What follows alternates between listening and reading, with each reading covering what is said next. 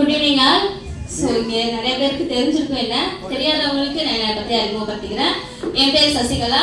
So நான் சிவகங்கை அப்படின்ற ஒரு நேட்டிவ்ல இருந்து தான் நான் இந்த பிஸ்னஸ் எடுத்து பண்ணிட்டு இருக்கேன். இப்போ எங்கேருந்து பண்ணுறேன்னா சென்னையில இருந்து தான் பண்ணிட்டு இருக்கேன்.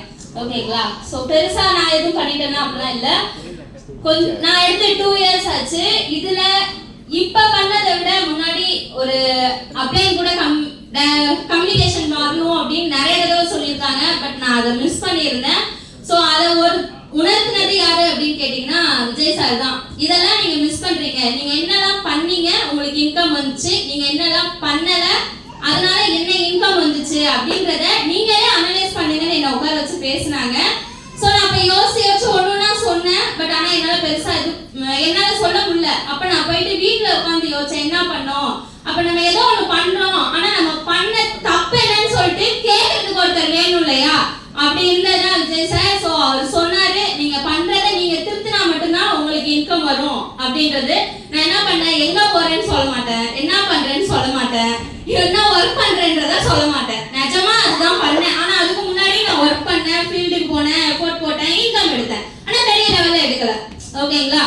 ஸோ நான் சொல்ல ஸ்டார்ட் பண்ணேன். அதோட பாத்தீங்கன்னா அஜய் சார் இன்ச் பை இன்ச்சா எனக்கு கால் பண்ணி, நான் அவரோட டீம், நான் ஜெய் சாரோட டீமு, ஆனா அவரோட டீமா என்னை எடுத்து ஒரு வழி நடத்தி சேலம் வரைக்கும் எனக்கு வந்து ஃபீல்டர் பண்ணி கொடுத்து எல்லாமே பண்ணாங்க. ஸோ தேங்க் பண்ணிக்கிறேன் அந்த ஃபேமிலிக்கு.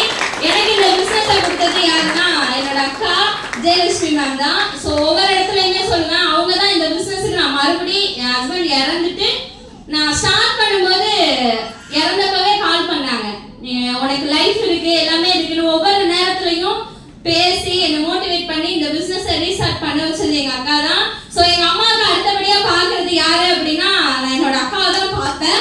ஏன்னா அந்த அளவுக்கு இன்ன வரைக்கும் அந்த பிசினஸ்ல நிற்கிறது காரணம் என்னோட அக்கா தான்.